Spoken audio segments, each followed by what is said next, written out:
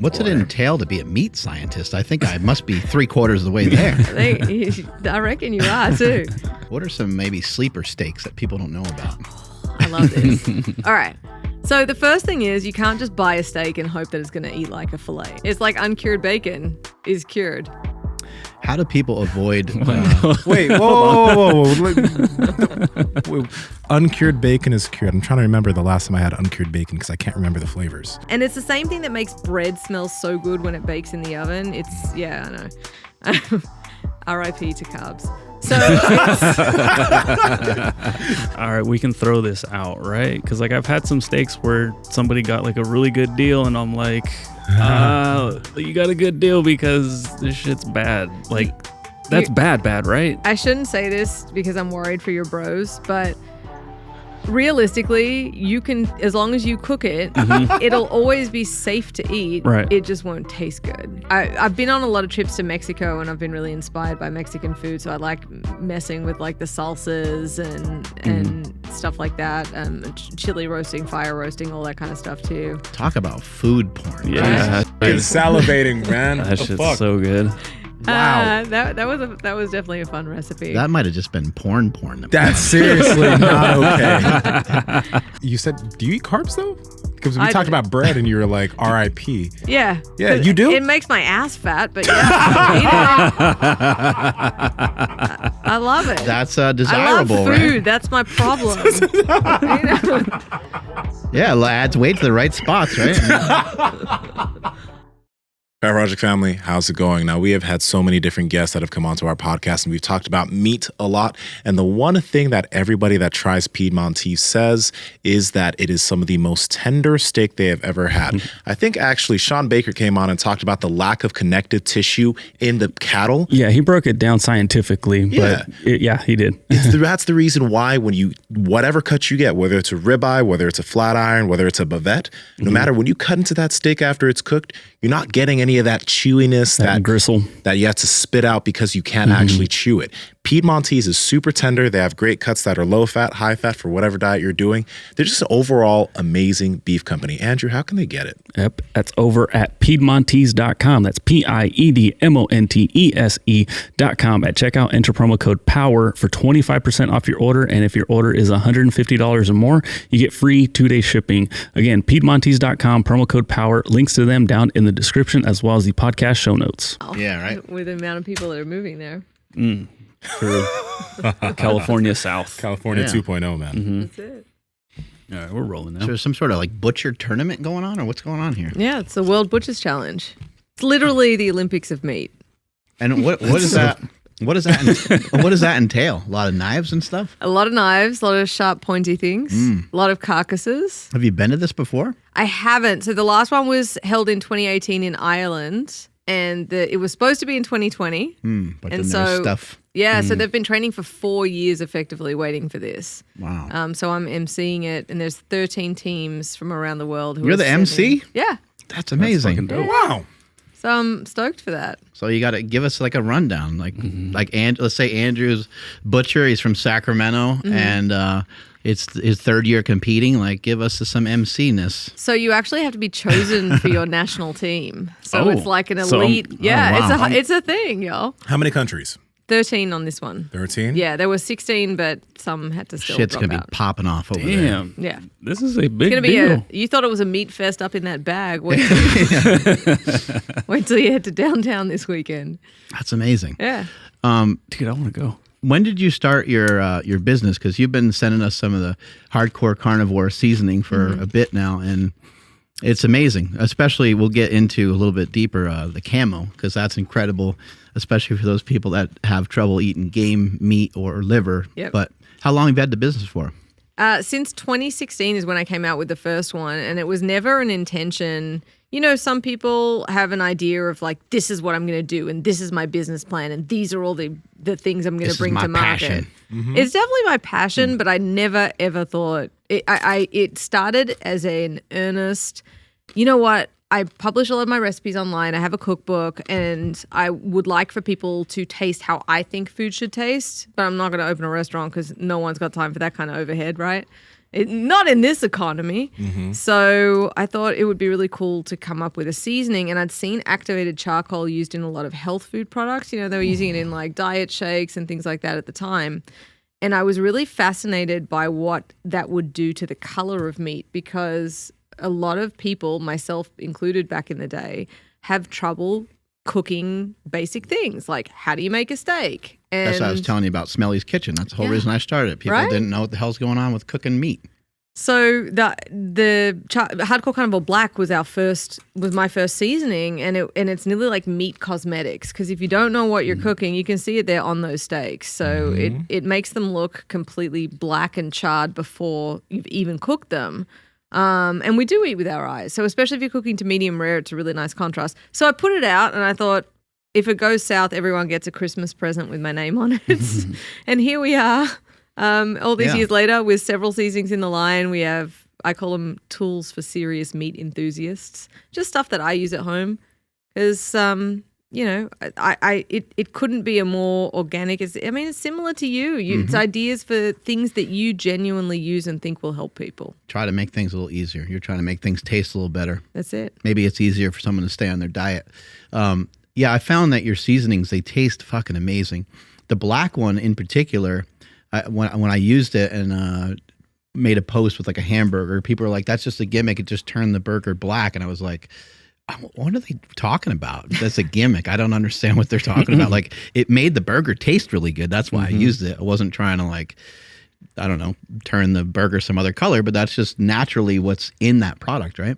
Right. So, you know, the activated charcoal is less than 1% of the whole blend, and it's nearly like an added bonus, right? But at the end of the day, I don't know if you guys could tell from my accent, but I'm not originally from America. Shocking. Damn, That's it. Bring this podcast in. I was totally fooled. I know, right? Yeah. I sound just like it. I think growing up in Australia, having a smaller population, we have a lot of what I would describe as kind of cleaner foods. There's not as much food service emphasis on, like, you know, making things last longer, all of that. And our flavors on the whole are just simpler. And I think that's what the hallmark of the Hardcore Carnivore line is, that it is seasoning, but it's subtle and it's enhancing rather than like a in-your-face seasoning line, you know? You know, the really funny thing, though, is when we got these, right? Mark, you sent them to Mark and he gave them out. And I went home, I was like, God damn, this is good seasoning. I need to go find like the Instagram or whatever. I need to go find this. And then I saw you. And in the United States, there's a trend with people of Mark's complexion, white people, that they cannot season food or that they do not season enough. And that, like, literally it's like, and I've had the personal experience of eating food from your people, and they don't generally season their food really, really well. So when I saw your face, I was like, what? Like, what the fuck? Like, she did this? Like, it's so fucking good and flavorful. And it's like, and it makes sense you're not from America, though. That's, you see, like, That might be it. it's the Australia, right? You thought it would be like some Southern barbecue type stuff. Yeah, No, man. no. It's good. Thank you. I mean, look, I wouldn't put out shit that I don't use in my own kitchen, and I have to like it if I'm going to eat it, you know? So Yeah. I appreciate that. I think that's the thing at the end of the day, you know, anyone who says it's a gimmick, like, sure, that's a one bottle purchase. The fact that we're still in business and that's still the number one best, like, activated charcoal selling rub in the world, I think speaks to how it tastes. Do the other products have charcoal in it as well, or no? No, it's just that one, and that one we call our beef rub. It looks great on any red meat just because of the contrast. And the red seasoning, which you have in front of you, is basically nearly the same formula, just with a little bit more heat. But I designed it for pork and chicken just because the black didn't look appealing. And we eat with our eyes first. Otherwise, you just dump everything into a trough, right? And eat Is out there of that. like are your products like gluten-free and free of like a bunch of junk and things like that as well, or? Yeah, so they are all gluten-free. They are all MSG-free, although honestly, I want to come out with an MSG seasoning because there's nothing wrong with MSG, and it's one of those Tastes like awesome. maligned Yeah. Wow, look at that amino steak. acids. Yeah, that's a tri-tip. So, but yeah, I try and keep, there are some that are cleaner than others, but at the end of the day, like, I make them for how they taste. So I'm concerned about the quality of ingredients as well, for sure. But it just so happens that they also are very suitable for a lot of folks watching, on certain diets or watching, calories or macros or whatever. Do you have a top secret one that you're working on right now? I'm not shitting you. I want to do this MSG one. Why? Like it's going to piss people off too. What under what kind of flavor profile? Like what are you thinking? So we have I'm shooting my shot a little early here because it's literally an R&D, but there's in barbecue, there's a blend called SPG. It's just salt, pepper, garlic, just for people who want to start off as a basic, blend, coarse pepper. So I want to do a MSG. Just like at a base level, if you want to kick your food up a little bit without introducing too many other flavors. Because like I said, salt and MSG are enhancers, they're not flavors. So they work to sort of activate and wake up your taste buds so you have a heightened sense of taste, which I think is really neat. So it's basically you doing all the work. What's the bad from MSG? Like what's the bad rap that it's gotten? Like what's the reason for that? I think it's just one of those things where, I think it's one of those things where people have just been misinformed about it. They're scared of it. They don't know it. I came from an urban city. I had no agricultural background whatsoever. Didn't know how to cook a steak. I'm now about to finish a graduate certificate in meat science because I got so into it. And what I'm realizing as someone who didn't have a science brain is it's so hard to explain the science behind things to people who don't have any kind of context. And so the thing with MSG is, I think, unfortunately, it's also, just to be honest with you, I think it's tied to a lot of racism because it's traditionally used in Chinese food. But more so, it's just a protein. It's a glutamate. So tomatoes, seaweed, all of these like yummy kind of meaty things are high in glutamates, which is a derivative, or MSG is a derivative of that.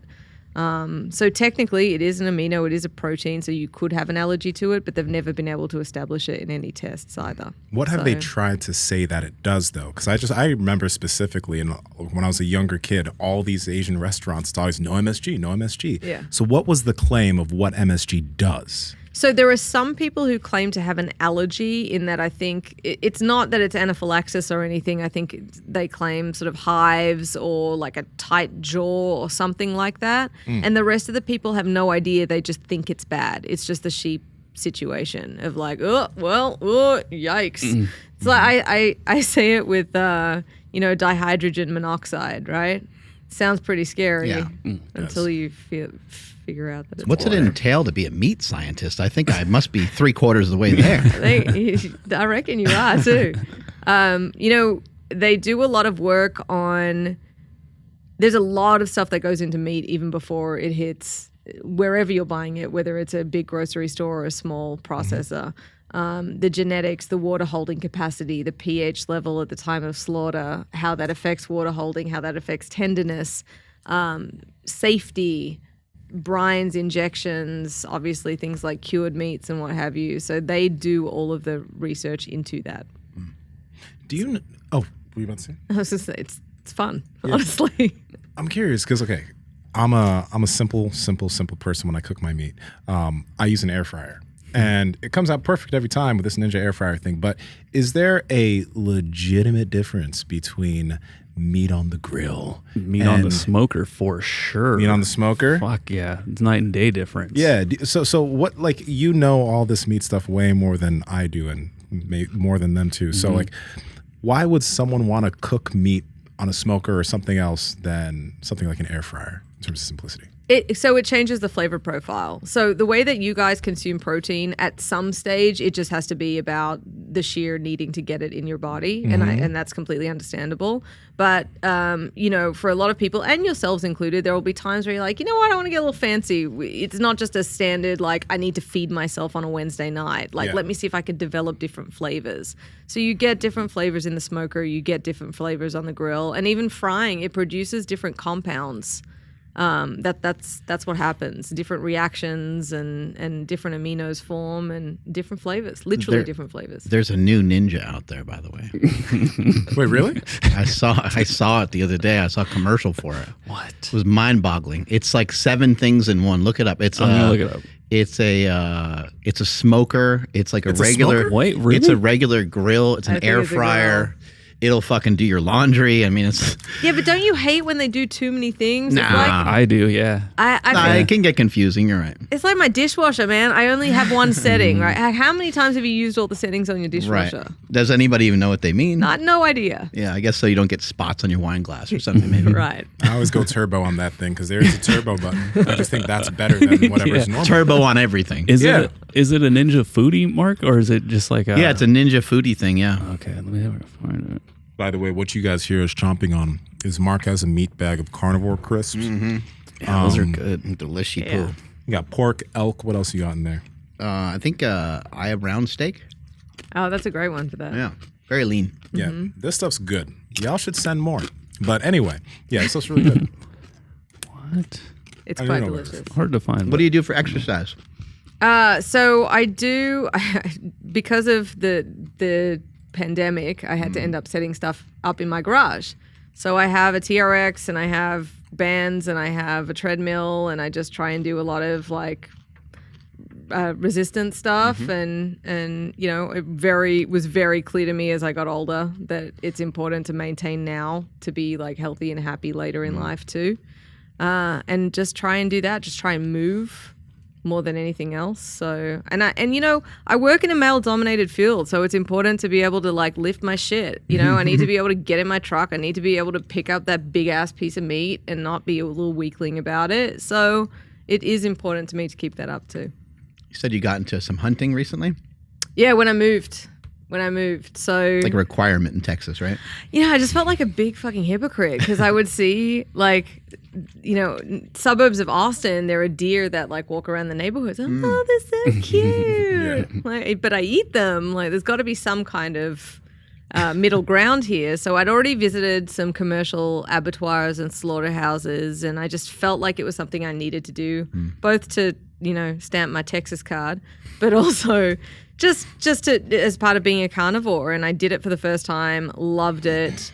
And I go hunting every year, but the difference is that I process all of my own deer from start to finish all the way myself. So I think that's, for me personally, part of the bigger thing. And I'm not in it for the trophies, so most of the time I'm going after does, which taste better anyway. And you never hunted when you were a kid? Never did any of that stuff? No, Australia has a really different relationship. They do have hunting there, but it's very marginal and not mainstream. We don't really have any guns there either, so Okay. it's a whole thing. So what got you what got you so interested in meat in general? Was it like stuff as a kid, the way your family cooked? Was it a transition later in life? What was it? It was actually a visit to Texas, just as a tourist. Because when you go, everyone's like, you gotta eat the barbecue, you gotta eat, right? It's like a whole thing. Yeah. And I'd always loved eating steak as a kid. Like, I always loved lamb chops, like loved meat, but didn't really know how to cook it, didn't know how to choose it, didn't know the difference with cuts. Like, even what you said about eye of round, a lot of people be like, what? I don't get it. And literally it was going to Texas, trying barbecue for the first time, being obsessed with it because you know how good smoked food tastes, That's right? amazing, yeah. And I would go back and then want to learn more about how it was made. And in learning about how barbecue was made and like why is the brisket that I'm trying to buy in Australia nothing like the brisket in the United States, it like unlocked this whole rabbit's hole of beef breeds and butchery and meat and cuts and selecting them and, oh, that's not blood, that's myoglobin. And I'm like, holy shit, this is fucking awesome. And I found what I was passionate about. What do you think the difference is in meat in Australia versus here? I've noticed a difference myself. I've been there before, and I've just heard many people talk about that as well. And what are some of the major differences you think? The biggest difference on the briskets that I was looking at the time was the size. So they traditionally slaughtered younger in Australia, and just the genetics are bigger in the States. The animals are bigger here. So, but the biggest difference was the butchery, which is interesting for what's happening this weekend because different countries cut animals up in different ways because they want different cuts out of it. Even here in the United States, it's like I think it's like more available now. But years ago, when I tried to get a tri-tip, I couldn't find one out here in California. Like nobody knew what I was talking about. Which is so weird because this is the most popular state for tri-tip. Right. In this, the Santa Maria kind of Bay Area. You're right. Where it's from. Right, yeah. Wow. But it's supply and demand of popularity. And now I think consumers are more aware than ever before of different cuts and what to ask for. But the other biggest difference, I think, between US and Australia is Australia has a lot of grass-fed product, which is just because we have a lot of quality grass too. So it's the same as, knowing good dairy comes from Vermont. California, of course, has a lot of dairy too, but being in cheese drought. from Wisconsin and that kind of stuff. Yeah. And it's like anything, the better the environment for it, the better quality product you'll get, which is why, there's a lot of grain-fed beef here, which is great because of the areas it comes out of, and just got to pick and choose it. What are some maybe sleeper steaks that people don't know about? I love this. All right. So the first thing is you can't just buy a steak and hope that it's going to eat like a fillet, all right? So if you like your meat to eat like marshmallows, just don't stop listening now because you should never stop listening, but just ignore this part because it's useless to you. I love skirt steaks, but there's two skirt steaks, and one of them is really tender and one of them is really not. So if you can get your hands on an outside skirt, there's a muscle called the teres major. So I don't know if you're like this too, but one of the things that I get really creepy about is I know where all these same muscles are on us too. Do you You're ever like, do that? I'm eating a rotator cuff. Right, exactly. I'll pass. Exactly. I'm good, thank you. I'm just worried about I'm worried about him. Shit. He's all right. So teres major's off of the scapula. That's one of the most tender ones. So is the flat iron, which comes off the top blade roast. They're the second most tender after the tenderloin, but really full of flavor because they're out of the chuck, which is up in the shoulder. Flap or bavette steak is a great one, especially for fajitas. amazing. Yeah. That's another favorite of mine. Have you had an opportunity to try Piedmontese steaks? I have. They're Yeah. so interesting. Yeah, and the bavette is amazing from there. It kind of, you eat it a little bit like a fillet, like it's really tender, even though it's super lean. Do you know about that breed? Like what the deal with it is? Yeah, I know a little bit about it, but maybe you can explain more. 'Cause I don't know as much as you. Yeah, educate us. So please. it's a genetic mutation of the myostatin gene, and it's basically double muscled. So that it has double as many muscle fibers, but that means it has the same amount of connective tissue. So overall, you're getting a bigger steak that appears to be leaner, less tough, and it is leaner, Right. because you get more muscle fiber but less connective tissue. So they're a really cool kind of animal jacked for that. Fucking jacked Yeah, cows. they are. They can like stacked. hurt themselves. Is what when I went out to Piedmontese, they were explaining that to me. They're like they have so much muscle on them and they can move so powerfully that they can actually hurt themselves. Yeah. It's like, damn. It's wild. It's wild. And they look like, they're shredded for competition. Yeah, bodybuilders. Yeah. Yeah. Any more steaks? Like some hidden steaks? I think Eye of Round is actually a really good one. It's very low in fat. It is a tougher steak though. Yeah, I And would it's use it inexpensive. for jerky more than anything because it's one of those ones where just because it has the name steak doesn't mean that you're going to get a great steak-y experience out of it. That's also the cut that you're most likely. Have you ever seen that rainbow on the surface of meat? You know how you look at Yes. that? It's a light refraction deal because the muscle fibers are so tightly knit on that particular cut as well. So, especially on roast beef and stuff like that. So the meat's not bad. It's just It's called birefringes. It's just a light refraction deal. Yeah, so it's kind of, I don't know. I like all that nerdy shit, Those are my big ones. Honestly, ribeye is probably my favorite that doesn't need any help, but sirloin steaks are up there for me. I love them. Top sirloins like culotte, rump cap. I think that they've got a great chew, great flavor. Love them. And they're good price. ribeye cap is amazing. Yeah. That's a really good one. Yeah. Have you ever bought a whole ribeye roll and just taken the cap Oh, off? yeah, that's incredible. Yeah, that's I've really never good. done that. It's like a loaf, Yeah. Yeah. like a big loaf. And then you can give other people the rest of the ribeyes and they don't really know that you've taken It's the cap called- off and keep it for yourself. It's called something different though, right? The cap? Like the roast, right? It's called It's a something. rib roast. Yeah, yeah. Oh, okay. There you go. Yeah. I believe so. Yeah, right. Sorry, I'm not sure. Yeah, it has a Something whole like- bunch of different. I mean, prime ribs, the same thing. You know, Right, like a prime rib roast is basically a bunch of ribeye. Like once you chop it up, it's a bunch of ribeyes, right? exactly, Okay. exactly. There's actually a meat guide. So in the industry, we speak in numbers. So there's 107s, 103s, like how much is left on, how much is trimmed down, Wow. and you get all the way down to individual steaks. So that's the other really confusing thing, the barrier to entry to meat. Different names for the same fucking thing. Oh, what about ribs? We need to talk about ribs. All right, let's talk Ribs about are amazing. What kind of ribs? Like what are good tender ribs? Are you talking about beef ribs or pork ribs or any Yeah, ribs? beef. So, I mean, chuck and plate ribs, so that just depends where they come from on the animal, but it's the same muscle. It's still serratus ventralis. Do you ever have Denver steaks? No. I don't believe so. That's the same muscle too, just up in the chuck as well.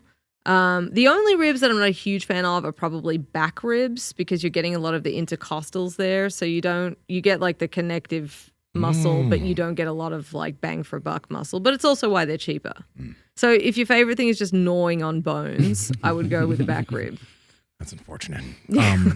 When people are preparing steaks, whatever they're doing, what are some things that they need to try to do to make sure that they always end up with a good steak? Like, for example, you know, maybe not making it well done, but letting it sit and stuff like that. When I was younger, I never had patience. So once my steak was done, I'd just go into it and be like, why isn't this the right way? Then someone told me about letting it sit, and I was like, wow. How do you So cook what your else? steaks? Like, what do you cook them to? Okay, first, let me just give. What I cook it to? I usually like them rare or medium rare. Okay. Because I actually do. Yeah, my girlfriend likes her steaks well done. I know, girl. Like how everyone's like, Everyone's shins just banged into something. Right? But she also doesn't have patience, so she just like let it sit because she will eat anything as long as it's just like done. Anyway, but so yeah, I'll usually like I have some marinades, so I let it marinate, I let it sit. Then before I cook it, I don't know why. Maybe I saw it on a YouTube video or maybe, I don't know, but I let it come to room temperature before I put it in the air fryer. Little air fryer has a little stick that you can make sure it gets to that temperature. So it cooks, I open it up, I let it sit, and it always just comes out tasting good. But that's just like, because I'm a simple bro. No, I mean, listen, fried shit tastes good. That's why we like it, right? Yeah. But actually, quick question. Yes. Do you know why the air fryer, it's called frying? Because you just put it in and it's just, you but know- it's not frying, right? Do you know why a pellet grill is called a grill? Because it's not a grill, it's just smoking. Okay, yeah. It's the same shit. Yeah. It's a convection oven. Your air fryer is effectively a convection oven. So, but it gets to such high temperatures that it can recreate those same flavor compounds that you get from frying as well. Okay. So, you know, dumb it down for the people, which is where the whole MSG thing comes back into play. Like, Yeah. no, I'm sorry, that's just how it is. It's Yeah. like uncured bacon is cured. How do people avoid? Wait, whoa. Wait, uncured bacon is cured. I'm trying to remember the last time I had uncured bacon because I can't remember the flavors. But what? You knew that, right? Yeah, all bacon's cured. Yeah. it's already like basically cooked, right? So why is it called uncured bacon? I mean, you It's can eat it. No, you can't eat it out of the packet. It's not cooked to safe temperatures. It's just cured. So, I mean, you can, Yeah. but I wouldn't. Yeah. Because it's a labeling loophole. So they use celery seed, which has high level of natural nitrates in it, to do the curing instead of Isn't that weird? manufactured nitrate. Yeah, it has like more nitrates than. We get 80% of our nitrates from vegetables and then 15% from water. Yeah, celery root has more nitrates than probably what they normally use. Yeah. Which is weird. Yeah. Oh. So Buy the regular bacon. just buy it's the same and it's cheaper. Good Cool. to know. Yeah. Tastes amazing too. But real quick, before we keep going, is there anything else people can do to make sure they have a good steak? Yes. Number one is pat it dry before you cook it. So that crust that you probably love on it that your air fryer gets, that is like the hallmark for me of a great steak. Like, I don't want sear marks. I don't know if you're like that. You know, the grill marks? I don't want that. I want crust the whole way through. So that crust is like, I know I'm banging my head against the wall here, but it's the development of different flavor compounds. It's called a Maillard reaction. It's what happens when reducing sugars, enzymatic reaction between reducing sugars and amino acids. And it's the same thing that makes bread smell so good when it bakes in the oven. It's, yeah, I know. RIP to carbs. So it's one of those great things that it just smells great and it has all these great flavor compounds. Now that happens in the absence of moisture. So like when you load up a pan when you're trying to like fry off some ground beef and it never gets brown because the water starts coming out of the beef and the pan's not hot enough, same thing. So if you pat your steak dry, you're already putting it ahead of the game to start developing that Maillard reaction, which is going to give you that great crust on it. And just real quick when it comes to resting, so that's purely personal preference because there's some people who like their steak hot and there's some people who would rather their steak be juicy, and that's the choice you're making. I've recently said fuck letting my steak rest because dude, there's not enough time. So I just. How about letting it rest for 5 minutes? It's still warm. By the time I'm done cutting my son's steak, like I'm good to go. Like I want that shit hot. Okay. What about letting the steak sit out for a while before you cook it? It can help. It's not. So I guess one of the misnomers is that it comes up to room temperature, and it doesn't. The core of the steak will never come up to room temperature. And you're also playing a little bit with food safety if you leave it out for too long. How long is too long? 3 hours. Okay.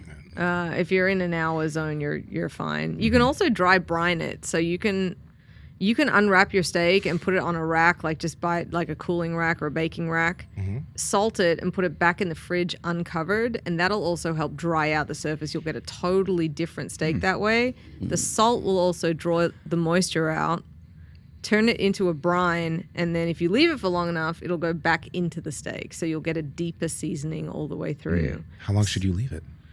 You can do it for 24 or 48 hours like that. And what I like to tell folks who do it with Hardcore Carnivore Black is do a little bit of salt to do that and then do the application of the seasoning right before you cook it. Because it's just, there's a conversion from muscle to meat, and meat remains biodynamic. It's pretty much a zombie if you think about it. Nice. Just want to really freak people out. Eating some zombies. I like it. Well, think about the color change, right? Yeah. So it still has these bioavailabilities that can happen even post-mortem, and everything that we choose to do to it, like leaving it out. I think what leaving it out mainly does is takes the chill off of it. So if it sweats and then you pat it dry, you're going to get an even better sear. So yeah, I probably leave mine out mine's out for a while because a lot of times I will take it out the night before and I will let it thaw from the freezer. And then sometimes I forget and I come home and I cook it. My house is pretty cold, but I don't know. I'm fine. You have an iron stomach. I'm indestructible. You're good. yeah. We also have a pretty good food system. It's here. still packaged and everything, you know what I mean? So Yeah. yeah. You probably do have really good gut biome. And I probably have a diversity. lot of worms that are like fighting each other or whatever. Yeah, they're like it's awesome. They're stoked. Like be keep in feeding me you. that rotten meat. It's Yeah. great. You know what? Actually, let's kind of go down this path a little bit shit. because there's a lot of bros that listen to this podcast and we probably do some bad shit. So what do we need to be? Nah, man. Sometimes I'll leave that sushi grade fish out to defrost and I get home like, fuck it, I'm gonna eat it. And it's been on the counter defrosted for like 6 hours and it's fish. That's not a good idea. Yeah. But still do it. Or like while I'm cooking, I have blood on my hands. I'll just wipe it off. I'm not like Whatever. really yeah. And then I'll like, oh, look at Let's that. say most Okay. food. Yeah. What blood? Well, sorry, whatever the blood like looking substance that comes out of the package. That's Yeah. water. Okay, there it is. That's water colored with myoglobin. Okay, so that's what you're talking about. that stuff on my hands. I know I'm which the I'm pretty sure worst at doesn't- parties, by the way. No, I no. just kill everyone's Yeah, buzz. the blood is supposedly like a protein kind of thing, right? Amino acid or something like that. Yeah, well, the blood's drained during slaughter. So that stuff in the packages, especially vacuum seal, is called purge. It's literally just cellular water that's colored by a protein called myoglobin. That's it. So is that color? Because I had brought this up on the podcast a long time ago. Is that color there for like the store front to make the steak look red instead of that like grayish pale color, or is Well, that it's something naturally different? in there. Yeah. Okay. That's the color of meat. That's the color of muscle. It's just coming out because it's getting warm. But there's things that they can do to it to hold that color so it looks better for longer. So Okay. the steak actually might have started to turn and it'll still look good.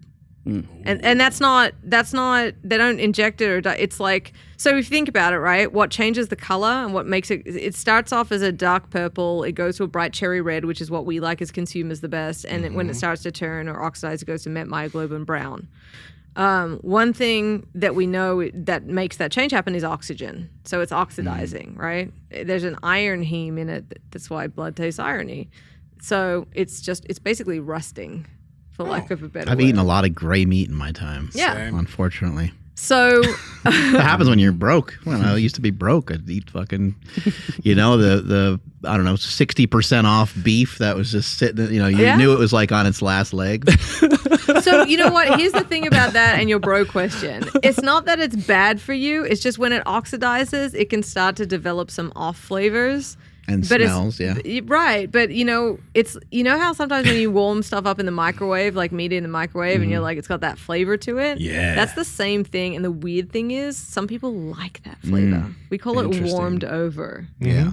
And it's also a hallmark of the beginnings of rancidity. The beginning of the end. You're eating a dead zombie. It's an acquired taste. Yeah, when that zombie starts to taste a little fishy, that's when it's like you can be like, all right, we can throw this out, right? Because like I've had some steaks where somebody got like a really good deal, and I'm like, you got a good deal because this shit's bad. Like that's bad, right? I shouldn't say this because I'm worried for your bros, but realistically, you can, as long as you cook it, especially the way that your girlfriend likes it, it'll always be safe to eat. Right. It just won't taste good because these other bad flavor compounds will have developed, but you won't get sick from it because you've cooked it to a safe temperature. Yeah, no smoker is gonna cover that fishiness though.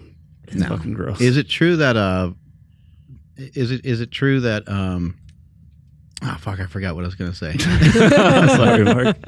I do that all the time. God damn, I missed it. It'll come back to me at some It's point. all right. Any other safety precautions? Anything else? Like, anything. Buy a meat thermometer. So you know what you were talking about? That's what you're using in your air fryer. It's great for food safety. And I'm not trying to bore people. I get it. Whatever. Like, eat steak tartare. I don't give a shit. It's your body. Put whatever you want into it. The thing is, I really don't give a shit. I give a shit about what I eat, right? Yeah. You do you. It's cool. So, but food safety aside, if you want to know when your steak is ready and perfectly cooked, use a meat thermometer. 130 to 135 is medium rare every time. And none of this kind of guessing, pressing bullshit. It's idiot proof. It truly is. Yeah. When I was younger, I didn't have a meat thermometer, so I'd always be playing the guessing game. I'd take it off. It was too cooked. I'd take it off. It was You too don't want to be rare. the guy that chops it open midway through either. Yeah, because Instagram will kill you. Yeah. But in regards to like the meat thermometers, do you think it's it's bad to rely on it too much to kind of have some knowledge of like when that's probably good enough right now? It's kind of training wheels, like anything. And that's the thing with barbecue, and especially like the rise of craft barbecue and how obsessed people have got with it. It really is by feel, and you're talking about a natural product that as much science as we apply to it, there's still going to be exceptions to the rules. Yeah. Just like how you can train 5 people doing the same exercise and they're all going to come out looking different at the end of it, right? So I think it's one of those things where it's a great training wheel to start off with, and then you can sort of get a sense of like, oh, that was actually 2 degrees more than it should have been, but it looks the same as the other one, and you'll start with anything with repetition you get good at, I think. Yeah. What about if you do I forgot if it's reverse sear or whatever, but like if my steak's at like 120, is that good to crank the smoker up and start getting like a good flame through to kind of get that crust over the top? What smoker do you have that's I have a Pit Boss. So you have a pellet grill. Yeah. So Okay. it has that like it's called a sear slide. So like you open it up and like the actual like cup at the bottom that gets full of pellets just fucking ignites and it goes like just as get hard a as you fucking want. charcoal grill, dude. Just man up. But that's the thing though. So along with that, that's why I'm like, if I pull out my Meat Pro with like where I was like some other like hardcore dudes are fucking grilling, Yeah. like are they gonna make fun of me just like No. for having a fucking pellet smoker? No one's gonna make fun of you for using a meat thermometer. I still use them. She lies. I know. She lies.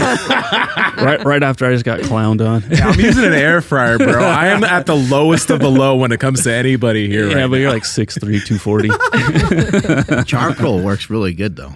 Yeah. You get really good flavor from charcoal, but it is a little harder to like figure out. But you can control it, right? I'm sure that I'm not the one to do it, but I'm sure there's some parable to workouts and lifting here as well, which is like when you use a machine that does it for you, you're limited by what that machine lets you do. But when you're on charcoal, I can pile the coals up, I can spread them around, I can have entire control over the heat, and so you get to be a better cook by having better control that I was way. going to say, is it true that food poisoning happens more often in the home than anywhere else? Yeah. Like you poison yourself basically, and then someone blames the restaurant down the street? Well, there's also different windows, so it can happen in up to 72 hours, and a lot of people don't Okay. know that. They think it's 24, so they blame something else when it was really them, and most of the time it goes undiagnosed and unreported.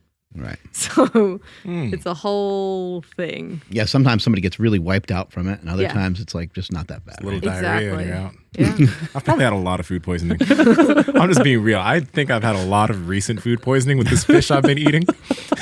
And I just haven't known.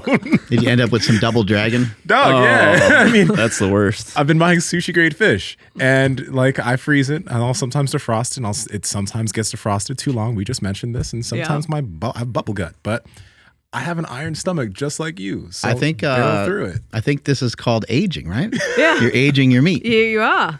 You are. Okay. What's the deal with aged meat? That's the thing. It's controlled decomposition. But it's in a cold environment, right? Yes, it shouldn't be out on your Porch. counter. just to be clear. It's on his roof. Yeah. 90-degree heat, no big deal. See how you're making fish jerky. It's That's in his cool. car. Cool. It should be done. So listen, the deal with dry aging, it should be done in a controlled environment. It should ultimately be in its own fridge. There's a lot more things that can go wrong with dry aging than any other meat cooking. So it's not like hey, I'm going to throw this steak in the back of my fridge and cross my fingers. Like, that's not a fucking good idea, okay? But it's basically your everything that we do to meat to promote tenderness is trying to undo rigor mortis. So you're basically trying to let the natural enzymes of the meat break down some of those actin-myosin bonds that are basically flexing the muscle. And so it becomes more tender. The difference so when you vacuum seal something, that's wet aging automatically. As long as you don't freeze it, freezing stops the aging process. So if you were to buy a ribeye roll in a vacuum seal, you could leave it like that for 2 weeks. That'll be an extra 2 weeks of aging. It will enhance the meat. It will continue to tenderize it. The difference with dry aging is you can get other flavors develop, just like a cheese. You like blue cheese. So some people introduce certain molds to try and get those nutty, funky flavors as well. He's obsessed with it. He got pissed at me the other day. He's like, you haven't put any steak in the dry ager for ages. So I had to do that this week too. What about taking some steak like out of the package and putting some of your hardcore carnivore seasoning on it, and then like maybe let's say leave it in the fridge for 2-3 days or something like? How does that come out? Like almost like a marinade, but like a rub, or is that something you would advise, or is that not a good idea? It's personal preference. I don't like to do that just because I feel like, we talked about how salt's a flavor enhancer and the rest of them are delicate spices, and they change they lose potency. So especially in a refrigerated environment, that's why we don't store And then spices. you kind of burn them when you cook sometimes too, right? You can. Yeah. I personally don't mind that flavor. That's why I'll put it on beforehand. But I just don't like what can happen to like the more fragrant spices like garlic and onion when they just sit in the fridge. They nearly get muted. Right. But it's personal preference. Like I rarely put like a wet marinade on my steaks just because I really like to get that dry crust. So, yeah. I had 2 questions. I was wondering, Andrew mentioned the Piedmontese, and you have experience of cooking it, but when we first got Piedmontese years ago, we were like, damn, I overcooked it a few times because I was like, it cooks way faster than normal steaks that I get, right? So number 1, why does it cook faster? And number 2, like, do you find that you need to cook them slightly differently than you do when you cook other meat? Yeah, you do, and dry aging is the same because it's had such water loss as well that it'll feel different when it's done to like a normal steak. Yeah. With the Piedmontese, I would imagine that as part of that genetic profile, it just has less water holding capacity potentially. so it's still tender. Do you notice it being, and this is not a detriment, but do you notice it maybe not as juicy as other steaks, or is that still there for you? No, the juiciness is there. It's just Okay. when I was cooking it initially, I'd cook it for the same time and it'd end up being way more cooked. So when I cook it correctly, it's still juicy, it's still tender. There's no issues there. It just cooks faster than like a ribeye that I would get at Costco or something like that. It's honestly probably just the double muscle factor. So you've got twice as many muscle fibers in there. It's going to react differently. Yeah. Yeah. Okay. And then the second question I had, and this might sound pretty stupid, but is there a certain amount of time you can just keep frozen meat, or can it just be frozen perpetually and 2 years later you can pull it out, defrost it, cook it, and you're good? Yep. Pretty much. Okay. So you will have some quality loss the longer it goes. And you can technically defrost and refreeze as long as you're keeping it food safe. Like, so you throw it in your fridge and then you change your mind. So then it goes back into the freezer and back and forth. Every time you do that, you're going to affect quality, but not safety. And it's just a water holding capacity. And when I say that, it's a fancy way of saying how juicy it's going to end up being at the end. Okay. And the only other thing that can affect it is if it starts getting freezer burn, which is usually going to be from your vacuum seal or whatever you've got it packaged in being compromised and there being oxygen in there. And that is the frozen version of oxidative rancidity. So you'll start to get bad flavors and it'll also have a really bad texture because it'll be really dry.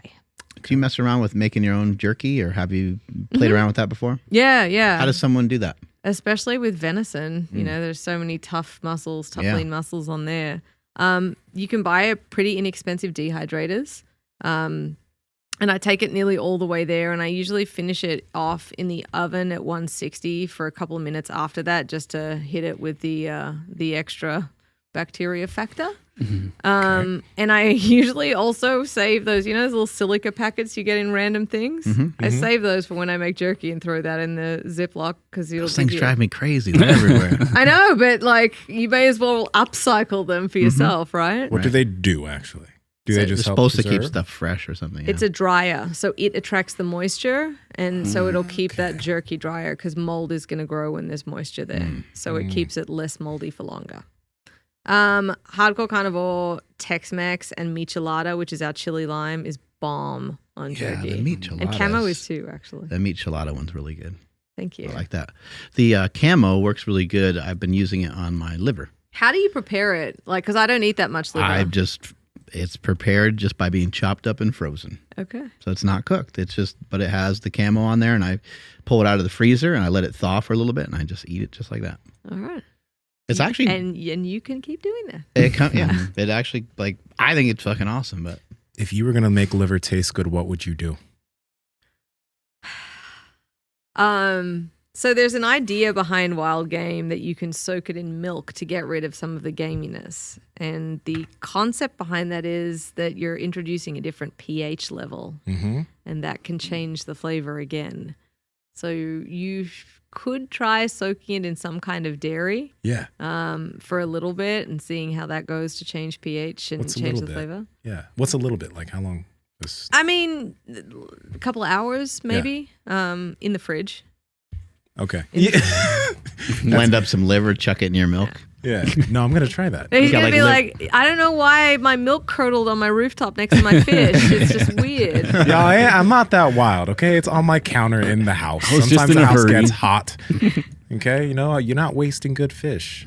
And it might be bad. Not wasting it. Huh? I can deal with it. That's cool. Get it. I get it. Yeah. Being somebody that made these products and stuff like that, do you when you're at home, do you cook stuff like real conveniently, real easily, or do you get way into it?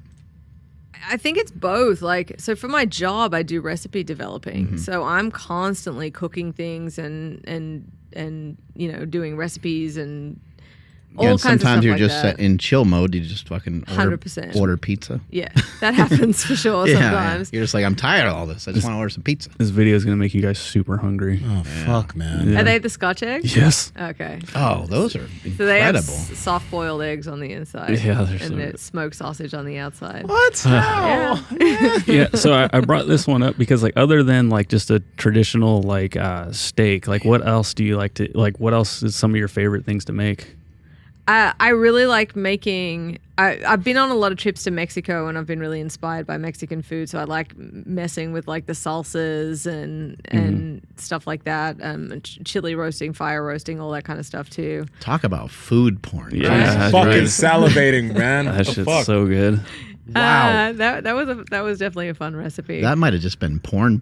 That's seriously not okay.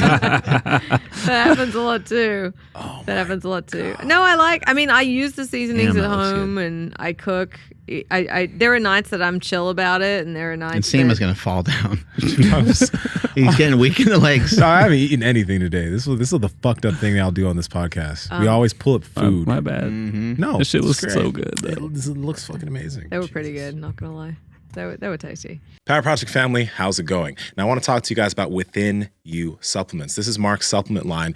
And the amazing thing is Mark used to be 330 pounds. He was a fat guy. So obviously this stuff tastes really damn good. But another cool thing about Within You supplements is that none of these products are white labeled.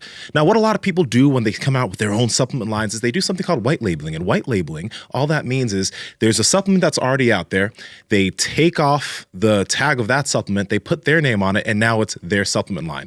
Quite literally, there's nothing else like Within You supplements out there because Mark formulated these supplements with other individuals that he knows within the industry, like Joel Green, who we've had on this podcast. So you guys should check out Within You. We have amazing whey protein, electrolyte supplements. We have fasting gum and many other things on the website. Andrew, how can they check it out? Yes, that's over at markbellslingshot.com. And at checkout, enter promo code PowerProject10 to save 10% off your entire order. Links to them down in the description as well as the podcast show notes. But actually, I was going to ask the Tex Mex seasoning. If somebody has that, what would you suggest they try cooking that? Like, just try that seasoning on. So I use it if I'm making any kind of tacos or fajitas. So if I'm doing ground meat, I throw a bunch in as taco seasoning. I'll do that flap or bavette steak or skirt steak for fajitas. I use it even on like cast iron seared chicken breasts because it'll give, like, if you were going to put that chicken in like a taco salad or something, it just gives you that Tex-Mex flavor. Yeah. That's become probably like our second used, black's the most used seasoning in our house. On that note, Yes. so many people that listen in love to cook ground beef. And it's like everyone that makes ground beef has their different way, but it's just like it ends up just being this meat that doesn't, the texture sucks, doesn't taste that great. What do you think is a good way to prepare ground beef so it's actually pleasurable? I need more info. I need more info. I So need to a lot know of what's going wrong here. A lot of Let me bros just troubleshoot. love, like, just taking ground beef out and just like putting it in a pan and frying it up, and it just tastes like ground beef. It doesn't taste good. Yeah. Right. So maybe what are they missing? Because people just eat ground beef and rice, ground beef and rice, ground beef and rice Okay. on a diet, right? How can you make that ground beef something that you look forward to? I mean, straight up, you're missing seasoning at that point. Okay. Which is what we were talking about. It's, I understand as well at that point, if you're doing it for a diet, obviously we know that fat is also a big proponent of flavor in meat. And if you have to take that out for other reasons, you got to put the flavor in other ways. Literally, fat is so important to the flavor of meat that they have done experiments where they've taken something like an eye of round, which is so super lean, and they've tried to extract as much extra fat from it as possible with like a centrifuge.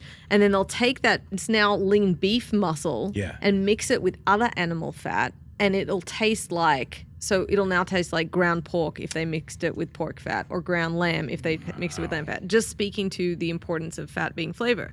So if you're at like a 97, lean, you got to put seasoning in it. Yeah. The cool thing about, having a seasoning line is you work your way through it. So you're doing something Tex-Mex inspired, use the Tex-Mex seasoning. You want a little something different, chili lime. You want some fragrant allspice situations, go the camo. We've got a jalapeno salt in the line now if you like it a little bit spicier. So that's your key without adding a lot of calories to really change up the flavor and still have a really quick and simple meal because it's like a real quick shake and you've changed the flavor immediately. Yeah, the 96% lean ground beef from Piedmontese mixed with the meat chilada that she has is amazing. And then if you have it with like rice, then it's even fucking more amazing. But a good hack for anybody listening is to add Porking Good pork rinds to the mix. They make their the Porking Good I don't even know what it's called. It's just like it's like the powder or whatever. I don't even know what that's just called. like their own seasoning. No, it's not even it's not seasoning. Like panko crumbs. Panko, there we go. Sorry, I couldn't find the word, but yeah, you dump that in there with your beef, and it's unbelievable. It's you add that in when you're cooking or after? Yeah, when you're cooking. And you'll get a big old, like every once in a while, you get a big old giant clump of it that comes in. Yeah, that's perfect. It like will mix in just perfectly. And you could throw a little cheese in there if you wanted, a little marinara sauce. And then you end up with a kind of an Italian thing going on. Yeah. The plain one is the easiest one to work with because then you can kind of change it to whatever. But you could take that and you can dump that in with your ground beef and you can turn it into anything because the panko is going to help absorb whatever flavor you put in there. So if you put like, if you want to turn it into like a buffalo wing style of thing, you could throw some wing sauce in there. I mean, this gives you a lot of options right here. This is the ultimate hack right here. I would treat that like a breading. I would add seasoning to that, and then you could dip like chicken tenders in them and put them in the air fryer, and they'll be crispy. Right? Oh shit! I'm buying this right now. Oh, you blew my fucking mind with that one. Oh, I eat so many wings. I use the red on the wings all the time. I have a code for it. I think you can use Mark Bell. I think on Amazon. Oh, just on their website. I want that shit today. Yeah. I'm sorry. I totally want to use your code. I'm letting the peeps know. All right. Oh, fuck. Yeah, that works really good. Wow. What other like seasonings and things like, I like using salt and I like using some of these seasonings, but sometimes I forget about certain things like pepper and spices. And are there some side things that maybe people aren't really thinking about? One of my favorite slept on is Szechuan peppercorns. Have y'all ever cooked with those? No. I've had them before, yeah. They're really delicious. Interesting. So they actually make your mouth tingle and they have a numbing effect when you eat them. And they're not really super spicy, but they have a really nice heat to them. So I put those, you toast them up, put them in a spice grinder or coffee grinder. I put a little bit of 5-spice powder in, so you get your fragrant spices like star anise, cinnamon, and a little bit of salt, and you've got this like crazy different, like again, especially if you're on a diet and you want to just break things up, it's such an easy way to just have a completely different flavor. Yeah. Szechuan peppercorns are a big one for me. I think I've tried that before. I think I used it was like a wet type of seasoning thing, but I think it was in there because every time I would use that seasoning when I would cook stuff, I'd eat the food, I'd be like, man, why is my mouth going kind of numb? Why is this shit tingling? It's good, but is there something wrong here? So that's what that was. Yeah. That's sick. Yeah. They have it in that. Have you had chili crisp before? I don't know. No. That's another condiment that always stays in my fridge. It's like all these different like chilies. You get that from like the Asian garlic. food markets? Yes. Okay, yeah, I've had that before. Yeah. I'm looking right at it. Okay, now we got to know. Like shit's awesome. What are some other things? This one here? Like actually, is that it? Well, that's the fancy hipster one, but I'm sure it's good. But there's cheap. Yeah. There's cheap and cheerful ones too. But yes, that's conceptually it. What stays in your fridge? Like things that you think like, all y'all bros need to have this in your fridges. Fridge or counter, yeah. I always have salt on my counter. Always. I have 2 on each side, one on each side. Like that's how Are you a important truffle it is. salt kind of person? No, I'm a kosher salt person just because you get a better it's just more tactile to kind of sprinkle on easily. I always have tallow in my fridge, so beef fat, because I make it myself from the stuff that I cut down and from my dry age stuff as well. And how do you utilize that? So you can use it in place of any oil. So you can use it to start pan searing something. It makes the best goddamn roast potatoes you've ever had in your life. In the oven? Or you pan fry them? In the oven. So you roast them in the beef tallow, and you can even do it was insane, like 15 heads of garlic in there until so you confit the garlic in beef tallow. So I mean, everything's gonna come together really well because you got the garlic and you have the fat to help kind of infuse into the potatoes, right? Yeah, exactly. It just picks up, it picks up the flavors of whatever's around it. So it's an interesting vehicle to carry that as well. So, quick question about the beef tallow. Do you know if there's any difference, or is it just, is there any difference between the Wagyu beef tallow versus normal beef tallow? Do you think that matters? I'm on Amazon right now. No, okay. So I literally posted a video about this 5 days ago. Okay. Because there's been a trend friend of people who have put like Wagyu tallow in a pan and then they'll deep fry an entire steak and be like, wow, it tastes just like a Wagyu steak. It's like, bro, if you buy $3 pork lard and you deep fry a fucking steak, it's going to taste sick, like amazing. So the main difference in Wagyu tallow is it's going to have it's got a different titer of fat. So it's like going to be scoopable out of the fridge because it's softer. Whereas regular beef tallow is sort of much harder, nearly sort of flaky if you try and push into it. But no. Okay. What about just using bacon, like leftover bacon grease? Also Yeah, great. Good option. Yeah, absolutely. That's the thing at the end of the day. There are so many ways that you can preserve and reuse so much animal fat that we have access to, and it's very, very easy to use it. I made duck fat caramels the other day, which are definitely not a diet food. What are caramels? Like, I know, like the candy. Like, Yeah. but you said, do you eat carbs though? Because we I talked do. about bread and you were like, R.I.P. Yeah. Yeah, you do? It makes my ass fat, but yeah, I eat it. I love it. That's I love desirable, food. right? That's my problem. Yeah, it adds weight to the right spots, right? Okay. Oh man, that was. I was Yeah. like, can I laugh at this? We need a mix of foods, right? You can't just always be eating meat and fruit and that's it. Yeah. Right. It gets to be boring after Yeah. a certain point. For me, it's like I have tremendous respect for people that are really dialed in on what works for them. We have had, we've come across some issues, I guess, every now and again where people think that we're a carnivore product and there's very small amounts of sugar in these and it's designed to just balance the flavor. Like overall for your macros, it's not going to hit you at all, right? But there'll People are be a little people, too crazy about their sugar. Well, but I they'll think be they're like, too nuts you've about been misleading. And I'm like, except that these came out before the carnivore diet got popular. I'm Yeah. sorry that I picked the cool name. So I empathize. But Hardcore carnivore, there's fucking garlic in here. That's not carnivore. should be a whole steer in this jar. I want my money back. It's like you could have read the label. You don't That's understand. available. It's a religion. They've done that for my cookbook too, because it has the same name. And people are like, this has fries in it and a salad recipe. All right, we're changing the name. It's Softcore, okay? Everybody just relax. Softcorecarnivore.com, okay? Yeah.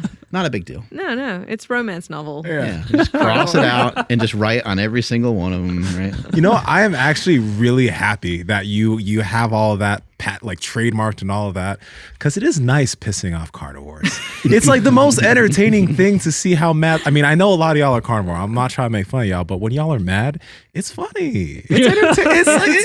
There's no reason to get all mad. Yeah, there isn't. But if you are, I'll laugh at you. Yeah. You make it really easy for us. No, I'm kidding. Listen, you can use this and still be on a carnivore diet. It's fine. But also, you don't own the word carnivore. Yeah. How long did it take you before this became a business? Like, did you have a previous job where you had to wait a little bit to like leave that job and to pursue this even further? No, I was already kind of working. Even back then, it wasn't even called an influencer, but I was already a full-time influencer back then, because I had enough sponsorship deals of recipe creations, things like that I was funding myself. And that's why it was like, I wonder what would happen, that's T-shirts and stuff like that steak and bourbon, a complete meal, What if I had my own product? Yeah. Yeah, it was just, and then that's where it came from. And now you sort of realize that you're handling this delicate baby of like, oh shit, people like this. Oh shit, I have to bring more flavors out. Like, wow, cool. And there are people who are really dedicated to our brand. And I still make every single seasoning. It starts at home in my house, blended by me. It's the way that I think it should taste. And I think the coolest part about that is that when someone likes it, it's like agreeing with you, and you're really like, that's cool, because that's how I think steak should taste. And you like it too, so yay, And you guys do eat pretty clean. I mean, you're both in good shape, so that's probably helpful, right?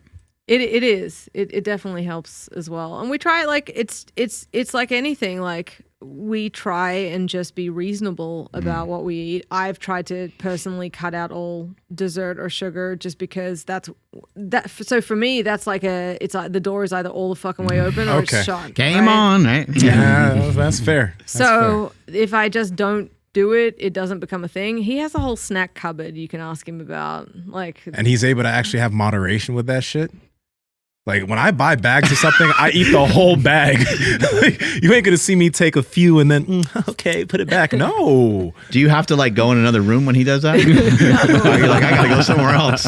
No, because I save my calories for steak. Like I save it for the Wagyu, your own the things you're fat, pumping the out. beef fat that's in my. We've done a lot of pork belly lately too. Oh, Yeah. pork I've got a belly. pork belly air fryer recipe for you. Oh, let's go. You're What gonna it, lose your shit. are you? Can we talk about it? Yeah. Yeah. What do you do? Buy the strips, Okay. cut them up into about 2-inch strips. Okay. Right? So like buy a belly, cut it into 2-inch strips, and then make incisions so it's like a hedgehog, but not all the way through. Is it this thing? That's Is it- pork belly burnt ends. Oh God. So they're also This really is good. ridiculous. Come Oh on. man, this is on your YouTube channel. Yeah. and Yo, I don't love pork know. belly. Yeah. So that's a thing that's about to happen. But you cut it into strips. You put it in the air fryer for like at 390 for 20 minutes. Then turn it over another 20 minutes, and then you season it because otherwise the seasoning will burn. And 400 for 5 minutes, and they come out like crispy. I just filmed the video. I haven't released it yet. Otherwise, I'd be like, look. But they come out like crispy, ridiculous, delicious. I have a quick question. How do people know sometimes if their pork belly is ready to eat? Because the amount of time that you just mentioned there, I'm just like, damn, have I ever cooked pork belly that long? Like sometimes I eat the pork belly, I'm like, soft, but it's good. I did a good job on this one. And I'm like, I could be taking a risk right now, but I'm pretty sure I'm okay. So like, when do you know your pork belly is safe to eat? Pork belly is an interesting one, right? Because you got big seams of fat that you have to render. Yeah. And it tastes better when it's rendered. It's softened. It's like a nicer mouthfeel. Okay. But also, basically, the meat as it cooks is going to tense up and then relax again. And that's why you want to cook it so long. I'm so fat that I know exactly how that tastes. My previous fat self knows all about that. I could tell it's like caramelized. Yeah. It's got a little sweetness to it. I could like how see it. quickly do you dude, release look your at that. podcasts? Pretty fast. Yeah. Yeah, like maybe this one. In, This I don't will be know, out 3 to probably 5 like- days. Yeah, next early next week. Oh, I can probably tell you then because we'll do it by that stage that we're about to bring out a burnt end sauce. Oh shit! Yeah. Let's go. That's Damn. gonna be good. Yeah. That's gonna be really good. It's very dangerous. That's why there's been a lot of pork belly in our house. You probably haven't cooked pork belly in the oven though, have you? You probably just cooked like fry it up or something. I air fry that shit, man. Yeah. It's Okay. great though. Yeah. It's great. I made some crispy pork belly bites. Like basically I tried to make burnt ends, but they ended up like Chinese char siu. You can't fuck it up, right? Like even if it's squishy, Yeah. it's still pretty good. It Well, is. also the It's air fryer doesn't very take very long to get super hot, right? It doesn't, I mean, it man. gets right to the temperature pretty quickly. good. Yeah. So you Ninja's probably done don't a have to great cook job. it that long, probably. Maybe a little I think longer. that's I think I've been taking risks. I truly have been taking risks. What about eating some raw food? Mm. What are the risks involved with that, being a meat scientist?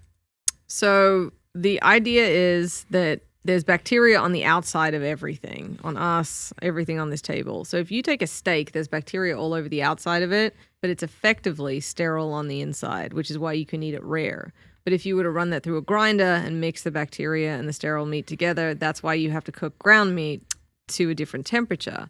Having said that, that's the lowest common denominator, like stopping Darwinism in its tracks, right? We have a really good food safety system here in the United States, so you can take controlled risks. So I will eat steak tartare at a good restaurant. I mean, I'll eat soft-boiled eggs. I'll eat sushi. All of those are, I mean, how many times have you seen on a menu, like the consumption of oysters and undercooked food? Like, it's just the warning. I probably wouldn't eat it at certain restaurants. Yeah. It's a common sense thing, But yeah, I eat it for sure. It just has to do with time, right? Because like we were, we've obviously used to eat stuff raw. We didn't always have such great access to fire, but it's the amount of time, right? So from the time the animal's killed, and there could be like so many different things that happens to that particular meat by the time it gets on your plate or to your home, right? It's usually pretty controlled all the way up until it gets to the grocery store, and then it's obviously at the mercy of the grocery store or the butcher shop as to like, are they keeping it at the right temperature? it's mainly a temperature thing more than anything. You don't know if they had it in the display case for a day or two and then they had to freeze it again or whatever. I mean, they're not supposed to do stuff like that, but they probably do sometimes. Probably. Right. It's like the guy spitting in your burger at McDonald's, like we've seen videos of, like, does that happen in every Big Mac? No. But does it happen? Probably. Yeah. So it's just, and bacteria will rapidly double and grow the more time you leave it exposed. But the two biggest risks on the animal for contamination are the hide and the gut contents. So that's why there's really, really strict measures in place. It's amazing. Deer and elk are much more forgiving than cattle as well.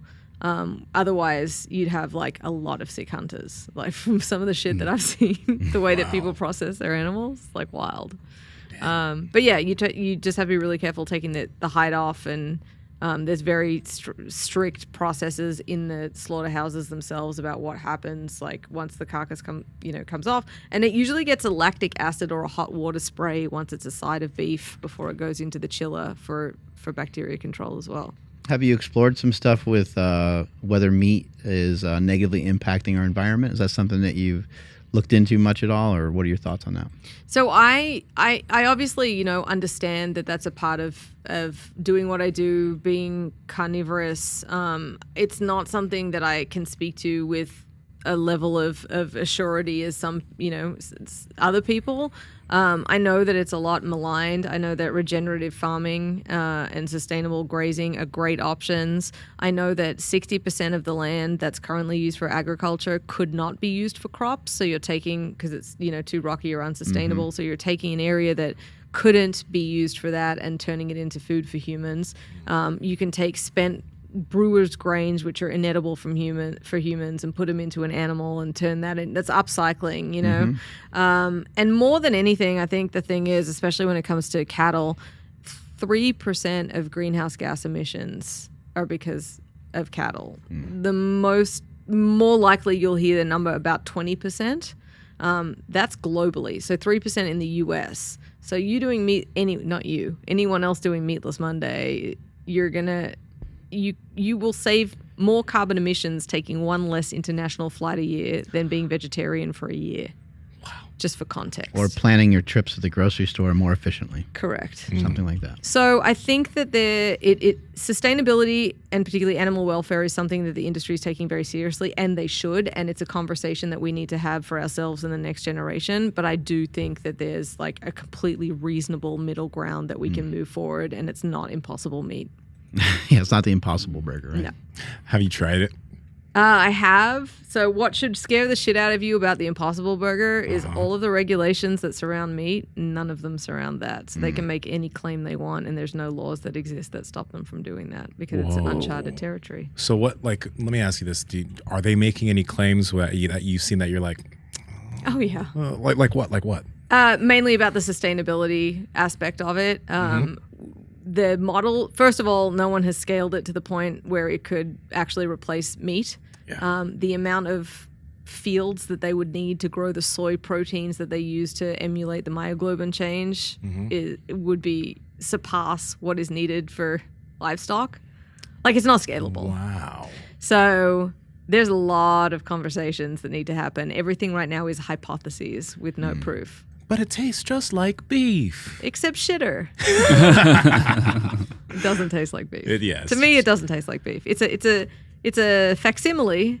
It's like carob. Did you ever get that when you were a kid? Someone tried to give you carob instead of chocolate, and you're like, huh? Sick. You're like, nope. Yeah. Doesn't work. Immediately no. Yeah, a friend of mine, because he was trying to like stop eating as much meat, and he had the Impossible Burger. He's like, Nsima, it tastes just like steak. And I had one. I'm like, dog, this is shit. Yeah. It's disgusting. Yeah. How do you deal with some of your social media? Like, do you get inflammatory comments here and there? And do you bother, or do you just, post and ghost, or how do you handle it? I used to give a shit.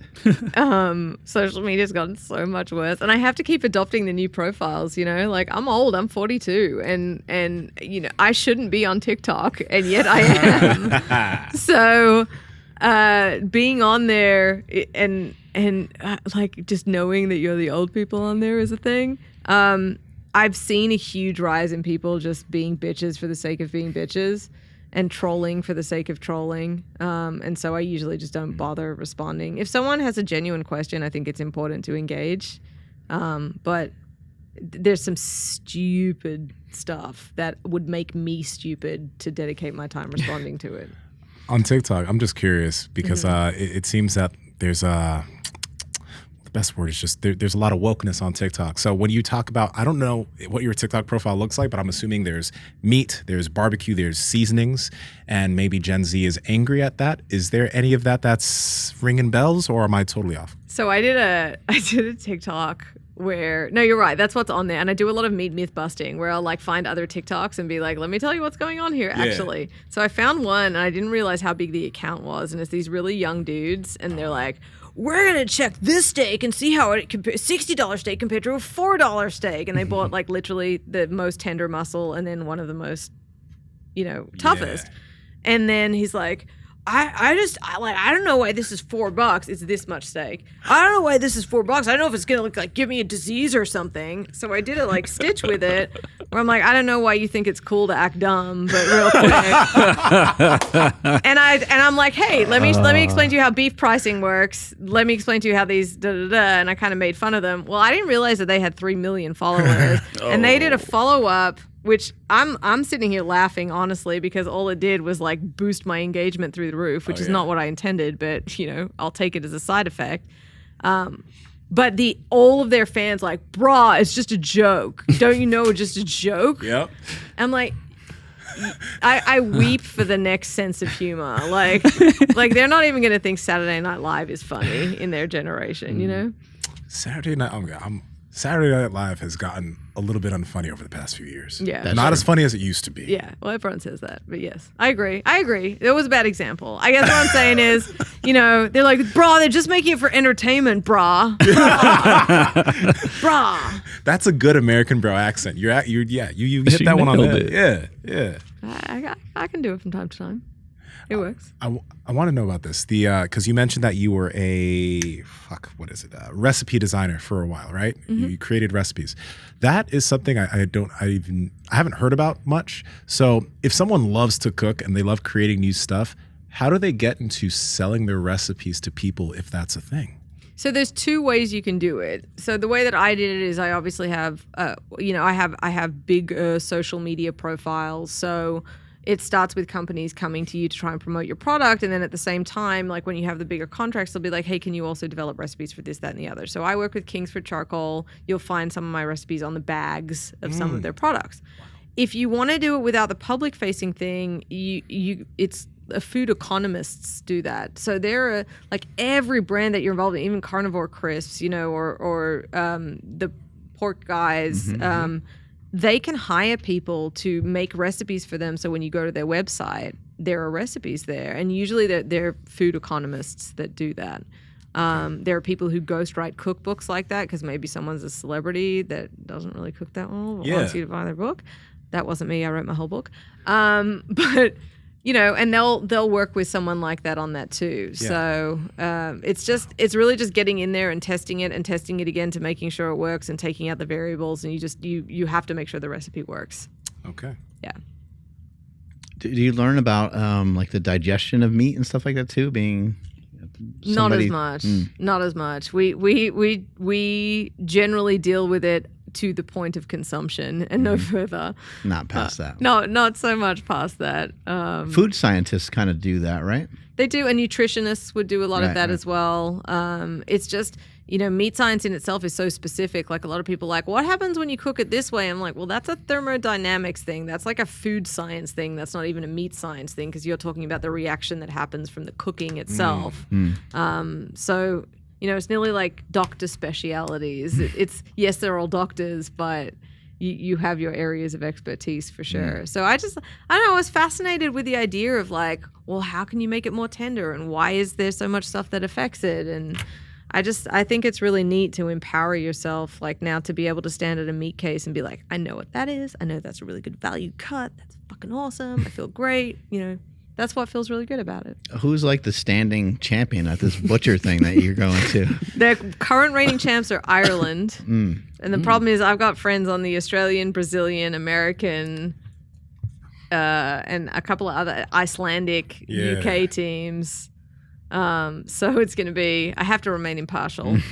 But it's going to be brutal because butchers, they're going to give each other a lot of shit. It's going to be great. Yo, Brazilian steakhouse. I'm really curious about what those Brazilians are going to make. How do you watch this thing? Like, is it on going to be live? Yeah, they're going to live stream it Okay. from their YouTube channel. But yeah, if y'all want to come, you just come as my guest. But they will be live streaming it, and you'll be able to see these guys literally 3.5 hours. And actually, the biggest. Does somebody cook some of this stuff up? You get to eat some of this stuff? They're going to probably donate it to. Like local restaurants or something? Yeah, or charities like to feed the homeless is generally what they do with that, as long as there's nothing in the way of them preventing them to do that. It's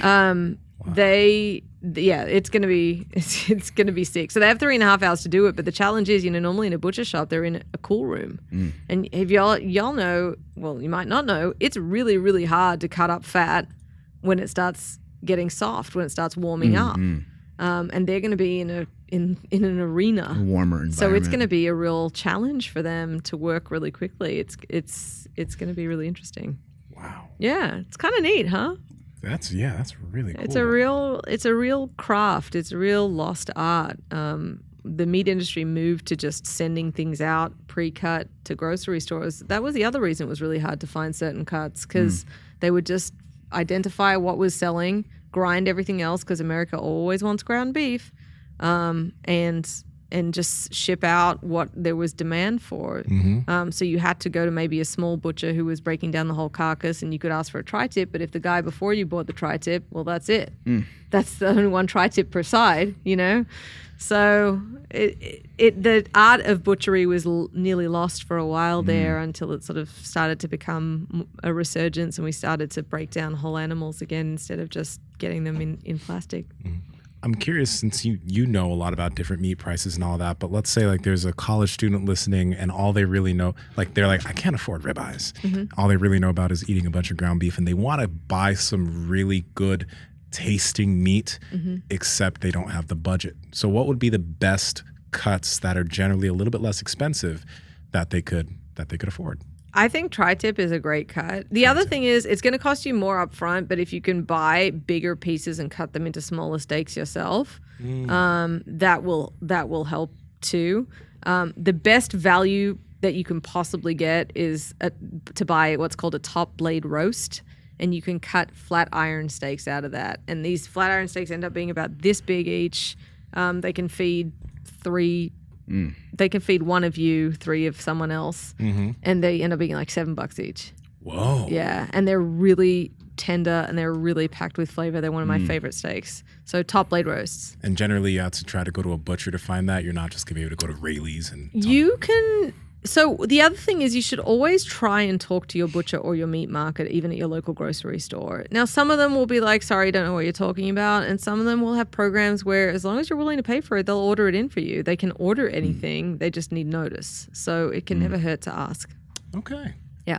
You got anything over there, Andrew? I'm just like Googling top blade roast and like nothing even comes up like near me or anything like that. So it's You might even be able to buy them as flat irons, which are also not expensive. So if you can see a flat iron steak, just grab that. It's a great value steak too. Got it.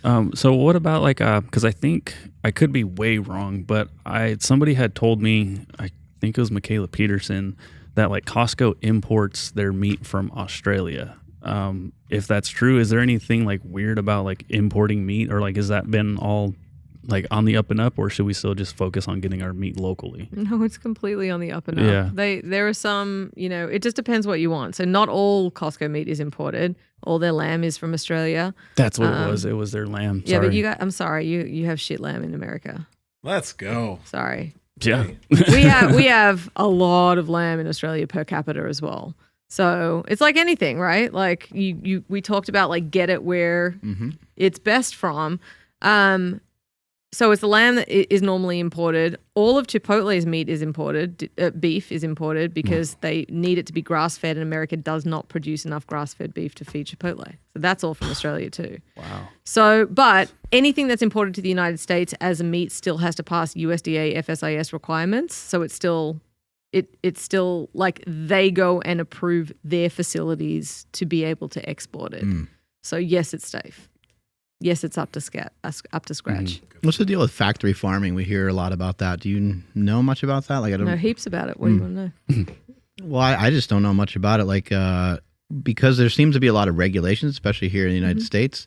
Are there practices that are still, just foul and just way outside of what their regulations should be, I guess? So everything usually works within the regulations. It's mainly more that there's a distaste for people about what just happens when you produce anything on a scale like that. The other concern for some people is that there's 4 main companies that control the industry, and I'm not going to try and pretend that there's not some issues with pricing and that they've had to watch them controlling supply and demand and things like that. But I think where people really get stuck is the idea that there's these factories, like, Simpsons did a great, great version of it, where the animals go in and get treated just like, a commodity and shipped out. So first of all, every cow or steer in America is born on a ranch and is born onto grass. If it's a beef cow, it'll spend some time with its mama and then go to grass and then go to a feedlot. So nothing is born on concrete and done that way. The other thing is, and I didn't know this because, I grew up in Melbourne, 5 million people, urban as fuck, did not have any agriculture classes. So there's a thing going on in California at the moment called Prop 12, where they're trying to ban the import of any pork from other states that use what we call sow stalls, right? And it's one of those things that's just not that simple. If you are a farmer or you've ever raised pigs, you'll know the very first thing that a mother pig will do if you leave it alone with his babies is sit on them and potentially kill them. They have really weird maternal instincts. So they keep them in these sow stalls in these confined areas for the safety of the mothers and the babies. And there's some stuff that they have to do to animals that is just because it is on that scale, which is probably a little less palatable. But there's other stuff like that gets completely lost in translation in terms of what's actually going to be better. There's been a lot of work done into animal welfare to try and increase. Anthony Bourdain said it once in one of his books that there's a direct correlation between animal welfare and good quality meat. And so if you want good quality meat, you effectively have to look after the animal. And so they really work in tandem. And the industry has been trying to do a lot for that. I've been in processing plants. I've been on slaughter floors. I've seen dodgy as shit in small areas. I support the entire industry as a whole. I hate the narrative that knowing where your meat comes from makes a difference. I think it's a scare tactic for people, honestly. Meaning if you buy from the guy locally at the farmer's market, well, I've seen... Yeah, know your local farmer. I always think that's bullshit too. Why doesn't a farmer in Vermont earn your dollars as much as a farmer in California? They both came from farmers originally, and someone is working hard to make those dollars in America either way. So. Yeah, it's part of the reason why I brought it up. I mean, again, I'm sure there's plenty of practices that are outside the lines, but there are a lot of regulations, and it really wouldn't suit you well to mistreat the animals because it wouldn't be good quality meat, and eventually I'm sure your farm would probably get shut down if that was the case. And I haven't personally visited a slaughterhouse. I haven't personally been behind the scenes, but just in driving by and seeing cows and just observing them for long periods of time, they're herd animals, they hang out on top of each other. 100%. And people are I don't like that they're so close to each other. You'll go and look at a field. The field will be gigantic, and all the cows are literally on top of each other. They're choosing that. They're not in a cage, Yeah, yeah. They're all huddled in the one area. That's what's natural to them. And that's why it's actually more humane to keep them all together at the slaughterhouse, right before they go up into the ramp. They've learned with pigs that they've designed the chutes to be curved, and they'll paint the sides of them red because it calms the pig in the peripheral vision. If they can't see where they're going, the animal's much calmer. So they've changed a lot of those practices to keep the animal as calm as possible right up until slaughter. And the slaughter process itself, I'm a hunter. I'm a rifle hunter. My number one aim is to drop that animal as quickly as possible.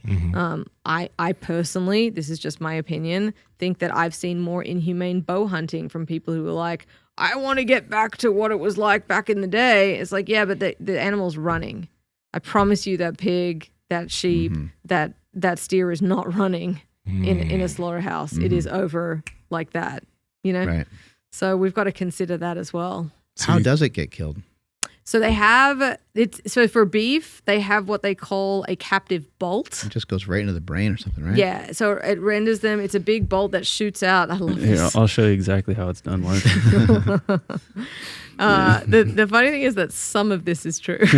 Like the sluicing, the collecting of the blood in a giant sluice, that's true. Oh my God. So the bolt goes, it cracks their skull and goes into their brain and it renders them unconscious. And then they are shackled by their hind leg, lifted up, and they're bled out. And it's actually the exsanguination that kills them, but they're non-responsive at this point. But that's another thing that a lot of people don't understand. Like, you know, if you don't understand what brain dead is, but the body's still alive, then you're not going to really understand why that's a completely humane practice. Right. With pigs, they usually gas them. They used to use electrodes on their heads. They now just lower them into gas, and it's much more humane too. Yeah, none of it's ever going to sound good, but it's like, how do we get our food? Yeah. You know how many animals die from crop machines? That's why no food is vegan. Because you couldn't actually, like the amount of field mice and things like that. And most of the time, the best arguments the vegan can make is that is the sentience of those animals different to a larger animal, and it's ridiculous. Why don't they gas cows? Might sound dumb, but I'm like, they gas pigs, but why don't they gas cows? They're too big, and they don't okay. need to. The pigs are much more aware. They are, and much more squirrely. Cows will just move in front of the next one in front of them. So they're safer to do with captive bolt. Okay. Yep.